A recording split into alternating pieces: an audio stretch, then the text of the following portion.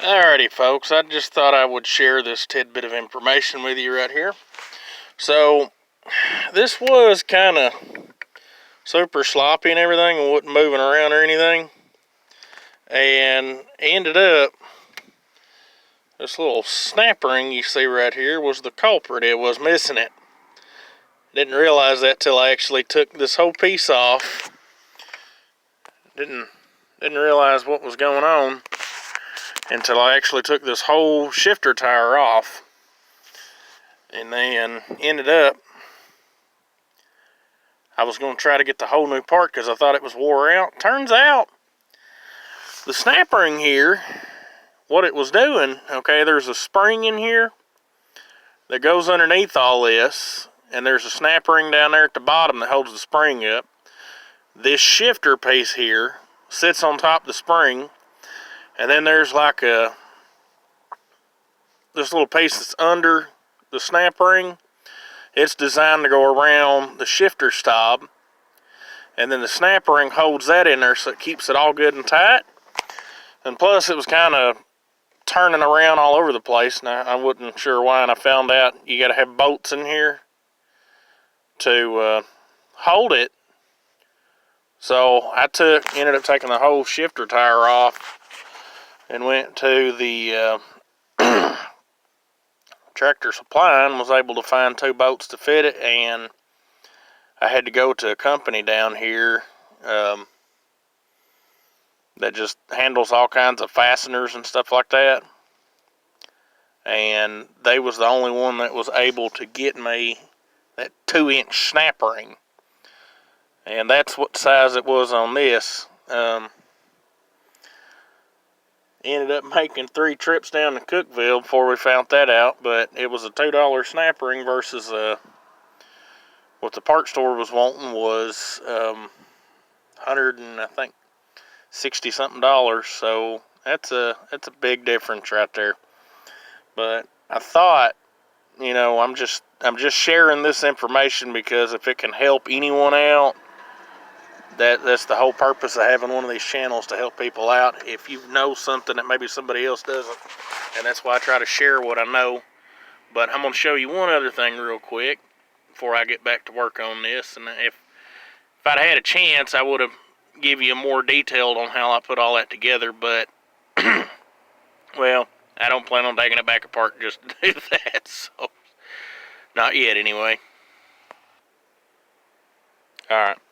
Now, because of doing the conversion and this being a gas burner, one of the things about it is the gas doesn't really have a hole that big, and so I couldn't find what I was needing, and the parts store really wasn't sure they was going to be able to help. So what I done was I sawed out the thing that's on the inside of that by taking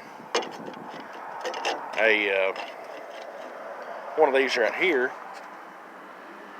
So, and I used that to saw out the piece on the inside, and it worked out pretty good. I just used a little battery operated drill, and it didn't take it long at all to get it out. So at least now, like, I don't know how it's going to go in there, or how well it's going to work, but at least now that's what I've got. So that way I don't have to change and put a diesel snorkel in, so the diesel thing should fit in there for the most part. Because some diesel pumps do not have that small hole, or don't have the small nozzle, so that's why I did that, just in case I come upon one that didn't. I wouldn't have to worry about it not being able to get fuel if I needed to. But those are the 2 things I figured I'd share with everybody today. Other than that, I mean, that part's coming along pretty good. I was able to get the motor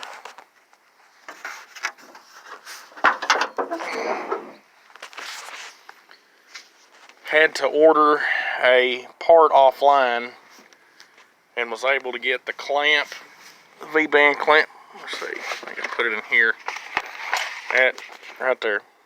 I was able to order that to fit it. That part fits. I'm just waiting on the pipe. And what I ordered for it to clear all this back here was, it's a 3-inch exhaust. The end part is with a flange on it to fit that clamp and connect onto the back of the turbo, and it just goes straight down just as soon as it gets on there. It's supposed to be here sometime, I think they said either on the 12th or the 2nd of February, so I'm hoping it gets here by the 12th, what you'd say next week. But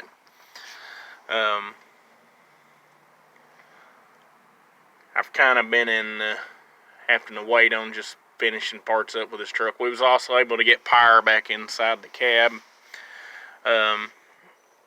Turns out there was a wire right here. So if you do one of these swaps and the power in the cab is not working, you may have to switch a wire around right here. And that's what I had done. And I don't know if I showed y'all in one of the other videos how I made the starter work. But what I've done is the starter has a solenoid on it too. I took the small wire and put it on the big hot wire. So when power gets sent to that big hot wire from the solenoid over there, it'll jump it right here and it activates it without having to. And the bottle over there that I've just been using, that trying to fill the line up with fuel to make sure it was even working. And I'm not too sure the fuel pump is working, but I've got a vacuum here little vacuum tool to suck all the fuel through the lines once I get the part back in the tank. So y'all can, oh yeah, there's one other thing I can show y'all real quick. So this is a makeshift bracket. I'm hoping I may have to take a grinder and do a little more cutting to make it go, but the plan is to run a rod and or a bolt, weld it to this, where it'll go into that hole right there, and then on top I'm going to drill and I'm going to weld a plate to the top of this right here to where I can bolt it up to that right there. That's how I'm going to make my bracket work on this. So I'm not the most professional person, I'm not even going to lie, but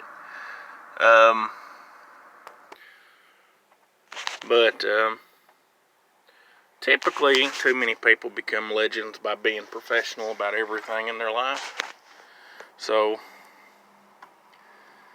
it's been a slow process just because parts finding for this has been a little bit of a challenge, but I would probably recommend to anyone that wants to do this, whether it be on a truck this year, 92 or older or newer or whichever, I would probably recommend that you get the complete truck, if you're doing a Cummins swap, get the complete truck if possible, because you don't know what you're going to need off of that thing until you need it, and it's a whole lot easier to see how something sets in one other vehicle versus having to kind of figure it all out. But I would probably recommend anyone that was ever going to do this probably have a donor truck is going to be your easiest route, and you can probably find your wrecked one to use for a donor. That's going to be your best bet, and it's probably actually going to be just about as cheap, if you want the honest truth, doing it that way as to buying all these little parts, because most of the time it's all that little stuff that gets you. I've got $2,500 in the motor and trans, and another almost $500 in the adapter I bought to adapt that transfer case to the transmission. And as you can see right there, that's where my heater box is, so I'm going to have to get something. They sell a thing to actually be able to keep your heater, and it'll eliminate all that mess right there because it was going to be in the way of the turbo. But I don't need no air conditioner, I just need my heater. But I was wondering, or I was thinking I was going to have to change my heater core out in this truck because it wouldn't let put no heat out. So I was figuring it was probably stopped up. Well, I was halfway right. So this right here was my AC, part of my AC that the stuff went through and it blowed the cool air off it. That's some of what was in it. This whole thing had that, and there was a lot more. It's pretty well stopped. Well, you might be able to see. Let me see if I can zoom in. But almost every one of them, almost every one of these little fins right here is actually stopped up. And I could be wrong, but I don't think that's supposed to be the way it goes. So, but that got pulled out anyway. It ain't gonna have AC back in this truck after I'm done with it. But I like being able to roll my windows down most of the time anyway. So, but and I think that's pretty much just about all I can show y'all for now until I get a little bit more done on it. But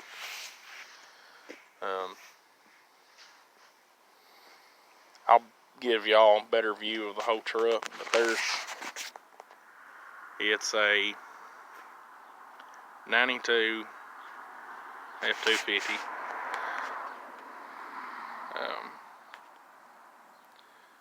Cummins swap.